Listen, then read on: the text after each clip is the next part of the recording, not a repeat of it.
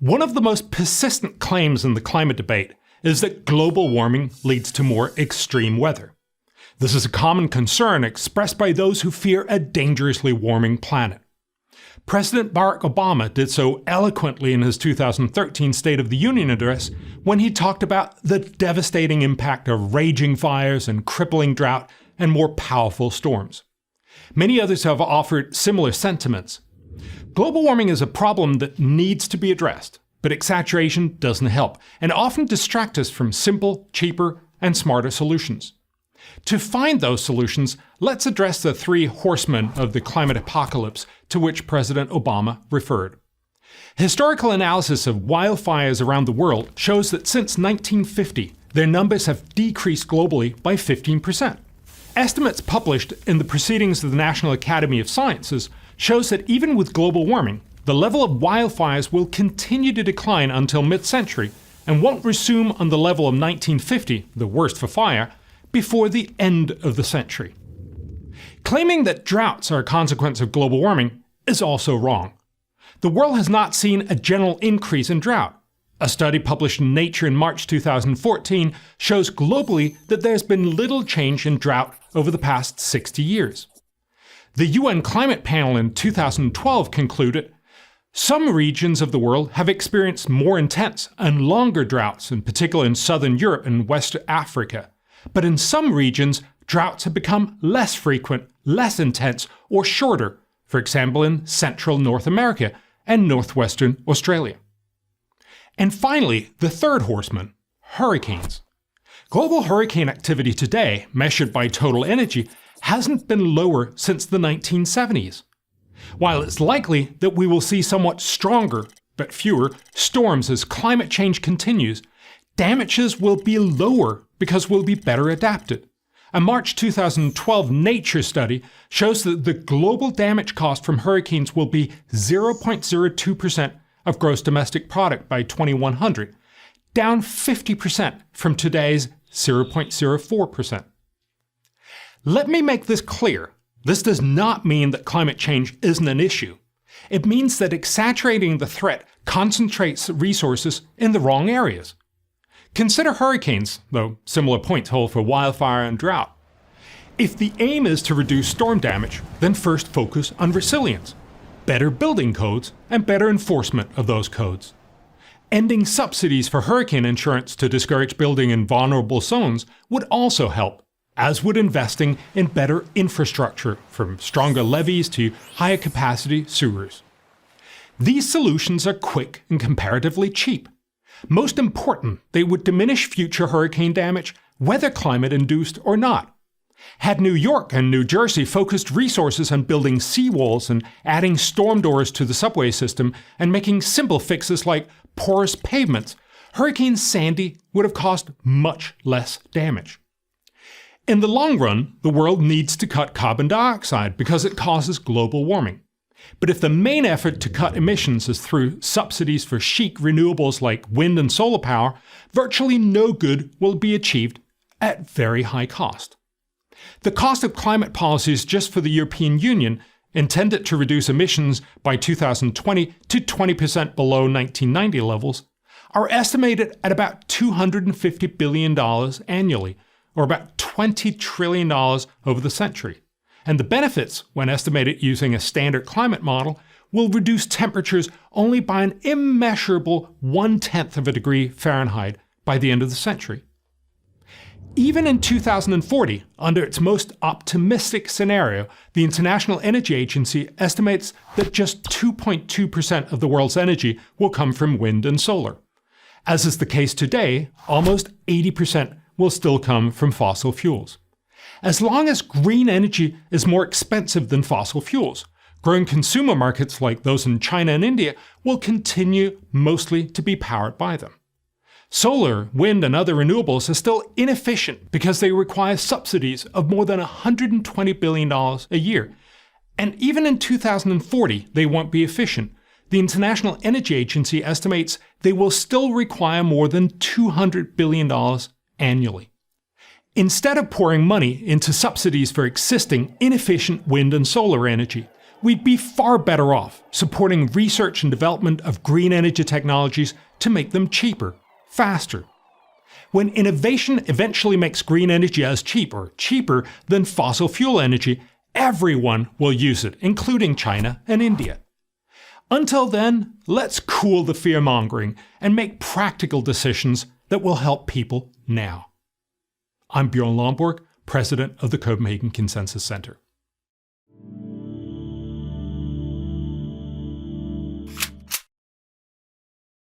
Carbon emissions are rising, and faster than most scientists predicted. But many climate change alarmists seem to claim that all climate change is worse than expected. This ignores that much of the data is actually more encouraging than expected.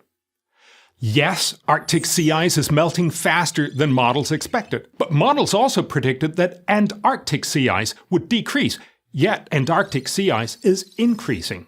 Yes, sea levels are rising, but the rise is not accelerating. If anything, two recent papers, one by Chinese scientists published in January 2014 and the other by US scientists published in May 2013, have shown a small decline in the rate of sea level increase.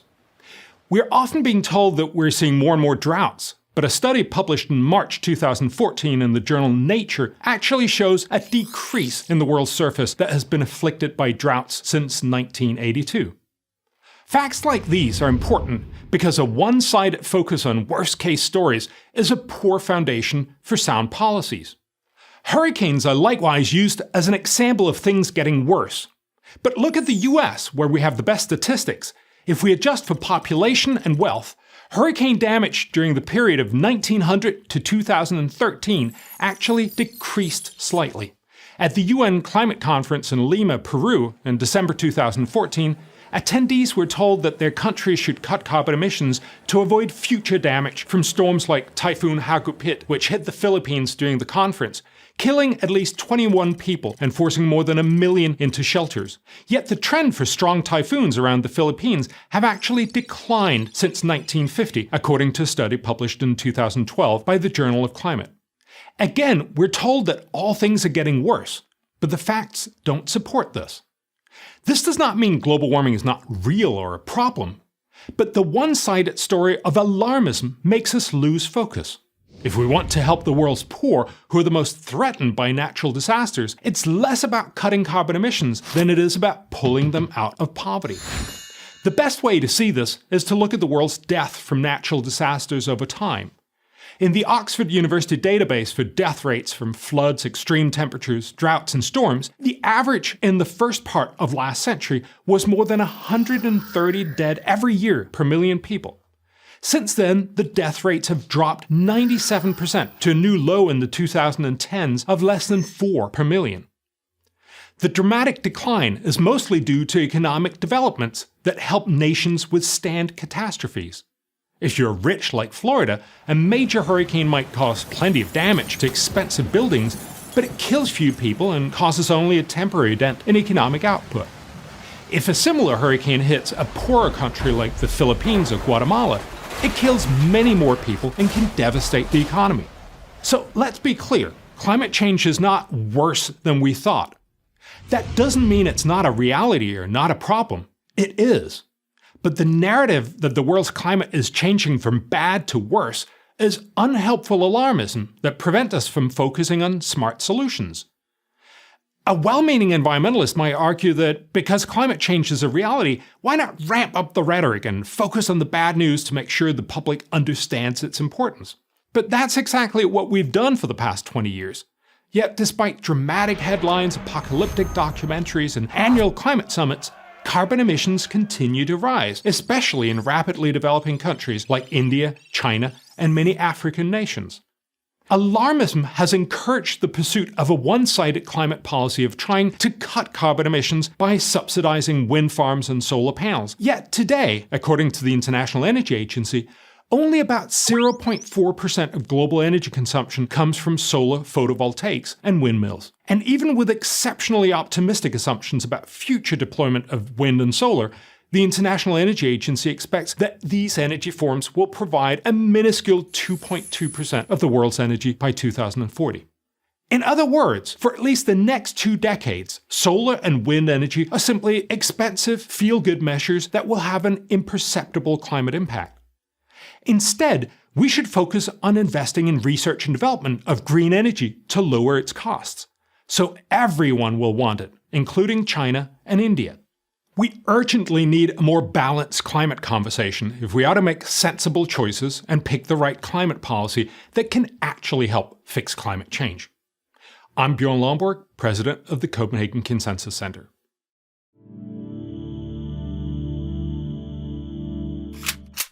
Do electric cars really help the environment? President Obama thinks so. So does Leonardo DiCaprio and many others. The argument goes like this. Regular cars run on gasoline, a fossil fuel that pumps CO2 straight out of the tailpipe and into the atmosphere. Electric cars run on electricity. They don't burn any gasoline at all. No gas, no CO2.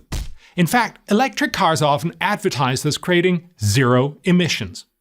But do they really? Let's take a closer look. First, there's the energy needed to produce the car.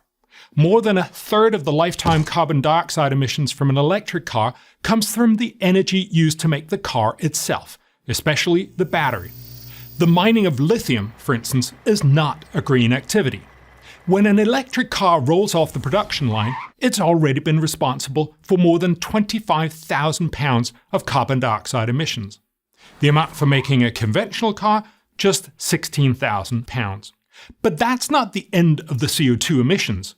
Because while it's true that electric cars don't run on gasoline, they do run on electricity, which in the US is often produced by another fossil fuel, coal. As green venture capitalist Vinod Khosla likes to point out, electric cars are coal-powered cars. The most popular electric car, the Nissan Leaf, over a 90,000-mile lifetime will emit 31 metric tons of CO2 based on emissions from its production, its electricity consumption at average US fuel mix, and its ultimate scrapping. A comparable Mercedes CDI A160 over a similar lifetime will emit just 3 tons more across its production, diesel consumption, and ultimate scrapping. The results are similar for a top-line Tesla, the king of electric cars. It emits about 44 tons, which is only 5 tons less than a similar Audi A7 Quattro. So throughout the full life of an electric car, it will emit just 3 to 5 tons less CO2. In Europe, on its European trading system, it currently costs $7 to cut 1 ton of CO2. So the entire climate benefit of an electric car is about $35. Yet the US federal government essentially provides electric car buyers with a subsidy of up to $7,500. Paying $7,500 for something you could get for $35 is a very poor deal. And that doesn't include the billions more in federal and state grants, loans, and tax write-offs that go directly to battery and electric car makers. The other main benefit from electric cars is supposed to be lower pollution. But remember Vinod Khosla's observation. Electric cars are coal-powered cars. Yes, it might be powered by coal, proponents will say, but unlike the regular car, coal plant emissions are far away from city centers, where most people live and where damage from air pollution is greatest. However, new research in the Proceedings of the National Academy of Sciences found that while gasoline cars pollute closer to home, coal-fired power actually pollutes more. A lot more. How much more? Well, the researchers estimate that if the US has 10% more gasoline cars in 2020, 870 more people will die each year from the additional air pollution. If the US has 10% more electric vehicles powered on the average US electricity mix, 1,617 more people will die every year from the extra pollution. Twice as many. But of course, electricity from renewables like solar and wind creates energy for electric cars without CO2. Won't the perceived rapid ramp-up of these renewables make future electric cars much cleaner? Unfortunately, this is mostly wishful thinking. Today, the US gets 14% of its electric power from renewables. In 25 years, Obama's Energy Information Administration estimates that number will have gone up just 3 percentage points to 17%. Meanwhile, those fossil fuels that generate 65% of US electricity today will still generate about 64% of it in 2040. While electric car owners may cruise around feeling virtuous, the reality is that the electric car cuts almost no CO2, costs taxpayers a fortune, and surprisingly generates more air pollution than traditional gasoline cars. I'm Bjorn Lomborg, president of the Copenhagen Consensus Center.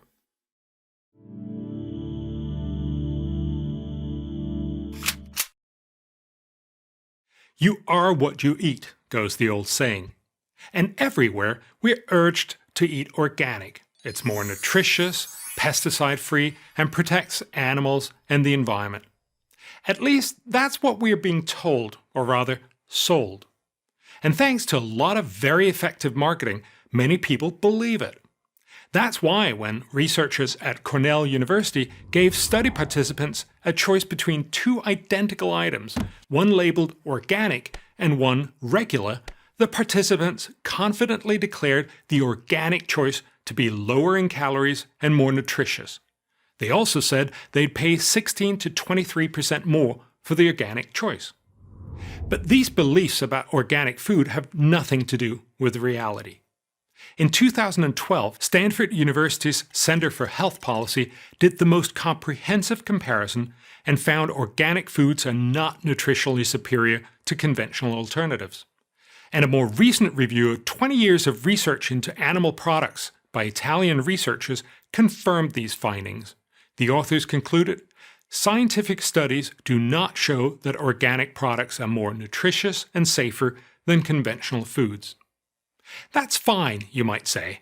You don't eat organic foods just because of the health benefits, but because you care about the treatment of farm animals and of the environment. Unfortunately, the facts don't support these beliefs either. Animals on organic farms are not generally healthier than animals on regular farms. A 5-year US study of dairy farms showed that health outcomes for animals on organic farms are similar to conventional dairies. And the Norwegian Scientific Committee for Food Safety reached a similar conclusion. It found no difference in objective disease occurrence on organic dairy farms as compared to conventional dairies. And while pigs and poultry on organic farms may enjoy better access to open areas, this freedom, study shows, also increases their exposure to parasites, pathogens, and predators. As for the environment, yes, organic farming will mean that in any one field, a farmer will use less energy and create fewer greenhouse gases. But there's a problem here. By foregoing fertilizers and pesticides, organic farming is much less efficient than standard farming, which means that organic farmers need much more land to grow the same amount of food. A major study in Europe found that to produce the same gallon of milk organically, you need 59% more land. To produce meat, you need 82% more land, and for crops, it's more than 200%. And more land for agriculture means less land for nature. If US agricultural production was entirely organic, it would mean we would need to convert an area bigger than the size of California entirely to farmland. Economically, the lower productivity of organics means we have to commit more resources, land, labor, and capital. The total cost of the US economy of going organic would run to about $200 billion annually. But surely organic foods mean no pesticides, right? Wrong. Organic farming can use any pesticide that is natural. Natural pesticides include, for example, copper sulfate and pyrethrin. The former has resulted in liver disease in vineyard sprayers in France, according to a 1996 study, and the latter a 3.7-fold increase in leukemia among farmers who handle it compared to those who had not, according to a 2002 study. Yes, it is true that non-organic foods carry a higher risk of pesticide contamination, but that risk is almost non-existent. Rough calculations suggest that all the pesticides on food eaten by Americans may cause around 20 extra cancer deaths per year. You have a similar chance of being mauled to death by a cow. In sum, organic food is not healthier for you, nor is it better for animals and the environment than conventionally farmed food. I know this goes against everything you've come to believe, but that only proves the power of marketing. Organic food is a first-world luxury, and while buying it is just as valid as any other luxury purchase, one should resist any implied moral superiority. As for example, when fashion designer Vivienne Westwood famously exclaimed that people who can't afford organic food should eat less. Unfortunately, a lot of people in the developing world don't have the option of eating less. They worry about eating, period. To do that, they need access to cheaper food, which means more access to effective fertilizers and pesticides. So next time you see organic produce at the supermarket, don't just swallow the marketing campaign without some critical thought. I'm Björn Lomborg, president of the Copenhagen Consensus Center.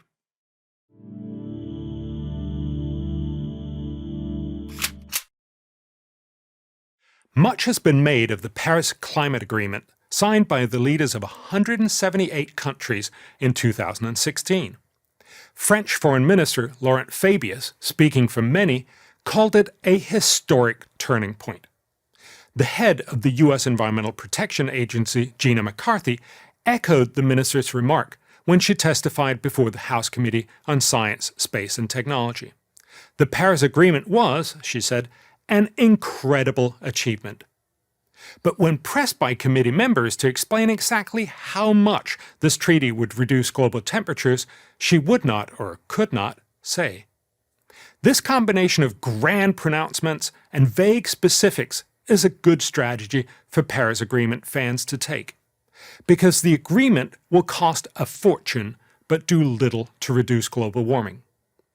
Consider the Obama administration's signature climate policy, the Clean Power Plan. Using the same climate prediction model that the UN uses, I found that the power plan will accomplish almost nothing. Even if its cuts to carbon dioxide emissions are fully implemented, not just for the 14 years that the Paris Agreement lasts, but for the rest of the century, the Clean Power Plan would reduce the temperature increase in 2100 by just 0.023 degrees Fahrenheit. The president has made further and grander promises of future U.S. carbon cuts, but these are only vaguely outlined. In the unlikely event that all of these extra cuts also happen and are adhered to throughout the rest of the century, the combined reduction in temperatures would be 0.057 degrees. To put it another way, if the U.S. delivers for the whole century on the president's very ambitious rhetoric, it would postpone global warming by about 8 months at the end of the century. Now, let's add in the rest of the world's Paris promises. If we generously assume that the promised carbon cuts for 2030 are not only met, which itself would be a UN first, but sustained throughout the rest of the century, temperatures in 2100 would drop by 0.3 degrees. The equivalent of postponing warming by less than 4 years. Again, that's using the UN's own climate prediction model. But here's the biggest problem. These minuscule benefits do not come free. Quite the contrary. The cost of the Paris Climate Pact is likely to run to $1 to $2 trillion every year, based on estimates produced by the Stanford Energy Modeling Forum and the Asia Modeling Exercise. In other words, we will spend at least $100 trillion in order to reduce the temperature by the end of the century by a grand total of 0.3 degree. Some Paris Agreement supporters defend it by claiming that its real impact on temperatures will be much more significant than the UN model predicts. But this requires mental gymnastics and heroic assumptions. The Climate Action Tracker, widely cited by Paris Agreement fans, predict a temperature reduction of 1.6 degrees Fahrenheit by the end of the century. But this prediction is based very heavily on the assumption that even stronger climate policies will be adopted in the future, Actually, 98% of the assumed reductions will come only after 2030, which is what the current Paris Agreement covers. And even such wishful thinking won't achieve anything close to the 2 degrees Celsius reduction that has become the somewhat arbitrary but widely adopted benchmark to avoid the worst effects of global warming. The actual promised emission reductions under the Paris Agreement literally gets us just 1% of the way to the 2 degrees target. 99% of what would be required is put off until after 2030. The Paris Agreement is the wrong solution to a real problem. The right solution will most likely be found through green energy research and development, like that promoted by Bill Gates and the Breakthrough Coalition. Mr. Gates has announced that private investors are committing $7 billion for clean energy R&D. Instead of political hot air and ever larger government subsidies of today's inefficient green technologies, those who want to combat climate change should focus on dramatically boosting green energy innovation. The US already shows the way. With its pursuit of fracking, making it safer and more efficient every year, America has drastically reduced the cost of natural gas. This momentous switch from coal to lower CO2 gas as a source of energy has done far more to drive down carbon dioxide emissions than any recent government climate policy. Turns out that those politicians who gathered in Paris, France, could learn a lot from Paris, Texas. I'm Bjorn Lomborg, president of the Copenhagen Consensus Center.